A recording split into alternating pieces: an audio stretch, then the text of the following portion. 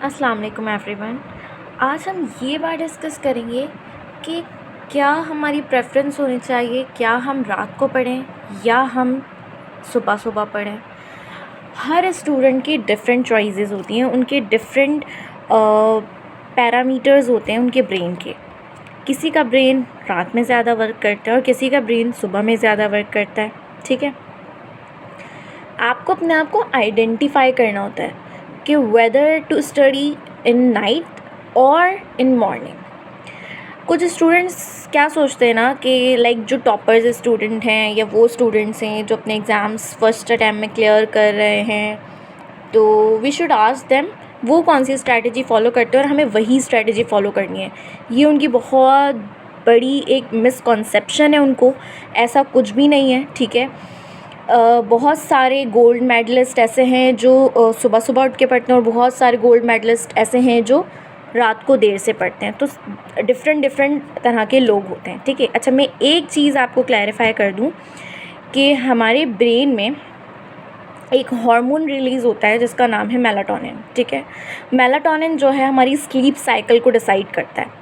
अगर किसी की आदत सुबह सुबह जल्दी उठना है, रात को जल्दी सोना है, तो ऑब्वियस सी बात है अगर वो रात को जल्दी सोएगा तो सुबह जल्दी उठेगा, तो उसका माइंड सुबह ही ज़्यादा वर्क करेगा। ठीक है, अगर किसी की स्लीप साइकिल ऐसे सेट है कि वो रात को 3-4 बजे सोता है या फजर पढ़ के सोता है और सुबह 12-1 बजे उठता है, सुबह नहीं सॉरी दोपहर में 12-1 बजे उठता है, तो उसका माइंड जो है उस वक्त ज़्यादा काम करने लग जाएगा। ठीक है, तो ये डिफरेंट स्लीप साइकिल्स होती हैं। ये बात ठीक है कि सुबह में ज़्यादा दिमाग चलता है, तो लेकिन साइंटिफिकली भी ये बात प्रूव हुई है कि ये ज़रूरी नहीं है। ठीक है, नाइट आउल्स जो आपने सुना है ना, तो वो भी बहुत तरक्कियां कर जाते हैं।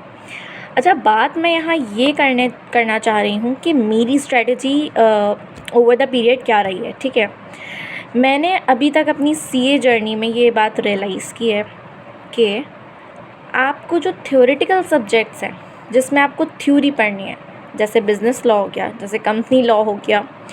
ठीक है, अगर मैं पीआरसी के सब्जेक्ट्स की बात करूं तो जैसे आईटीबी हो गया, जैसे इकोनॉमिक्स हो गया। राइट, इकोनॉमिक्स में कैलकुलेशन वाले पार्ट को हटा के जो थ्योरेटिकल पॉइंट्स हैं। ठीक है, तो ये आपको पढ़ने चाहिए अर्ली इन द मॉर्निंग। ठीक है, यानी जैसे ही आप उठने के बाद फ़ौरन एक तो आपको पढ़ना बिल्कुल स्टार्ट नहीं करना है। ठीक है, क्योंकि ये आपके माइंड को फिर से सोने वाला बना देगा। उठने के बाद जो मेरी ओवर द पीरियड स्ट्रैटेजी रही है, मैं क्या करती हूँ उठने के बाद सबसे पहला जो मेरा काम होता है ना अर्ली इन द मॉर्निंग, वो मेरा ये होता है कि मैं अपने आप को फ्रेश फील कराती हूँ। ठीक है, मैं सबसे पहले अपने रूम का गैलरी का गेट ओपन करती हूँ, जिससे रूम में जो है ना रोशनी आती है। अच्छा, ये जो रोशनी होती है ना, ये हमारे ब्रेन को ये सिग्नल देती है कि सुबह हो चुकी है, अब सोना नहीं है। ठीक है, तो इसलिए ये मैं काम करती हूँ। दूसरा काम मैं ये करती हूँ, फ़्रेश होने के बाद, अपना फेस वॉश करने के बाद मैं जो है मेडिटेशन प्रेफर करती हूँ। मेडिटेशन ने मुझे बहुत हेल्प किया है, बहुत ज़्यादा हेल्प किया है। लोग शायद इसको मजाक समझते हैं, लेकिन ये मजाक नहीं है।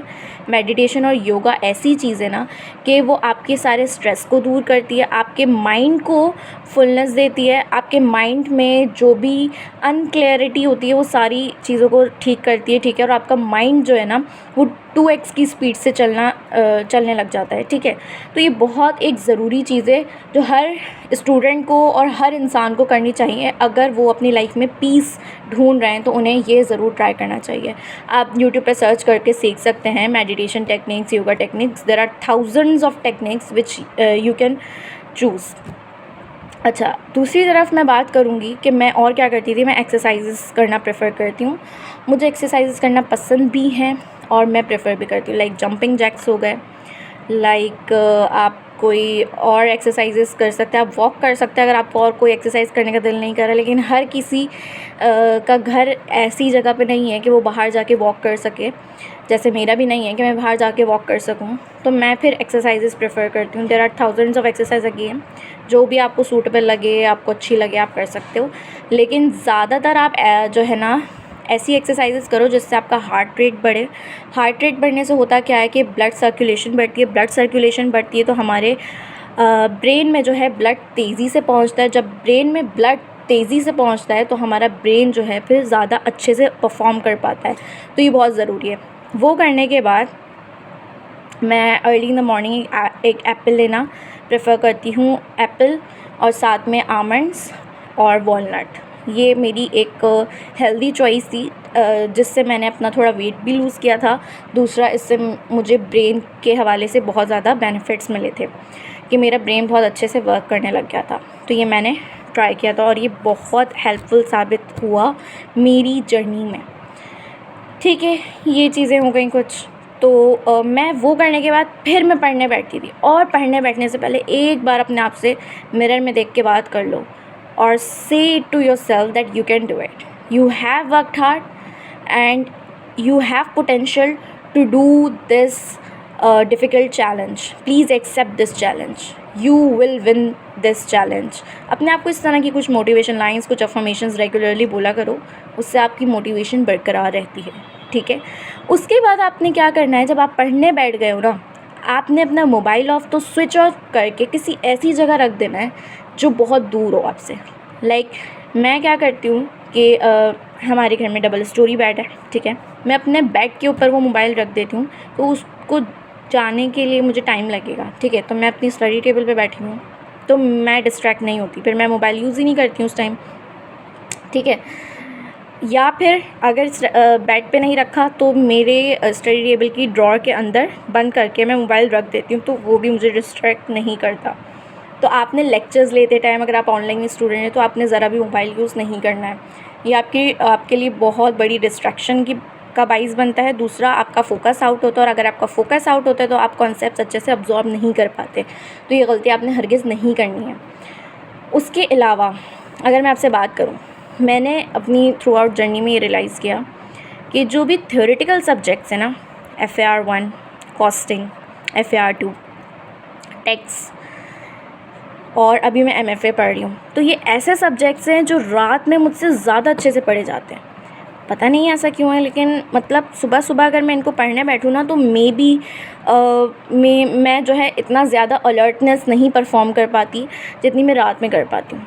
लेकिन अगर वहीं मैं थ्योरी पढ़ने बैठ जाऊँ, जैसे मैं अगर बात करूँ, मैं ऑडिट पढ़ने बैठ गई तो मुझे नींद आ रही थी, बहुत ज़्यादा नींद आ रही थी, मैंने रख दिया। मैंने बोला नहीं, इसको अर्ली इन द मॉर्निंग पढ़ना है, क्योंकि ऑडिट ऐसा सब्जेक्ट है कि उसमें अगर आपके कॉन्सेप्ट ज़रा से भी हिले तो आपके लिए प्रॉब्लम हो सकती है।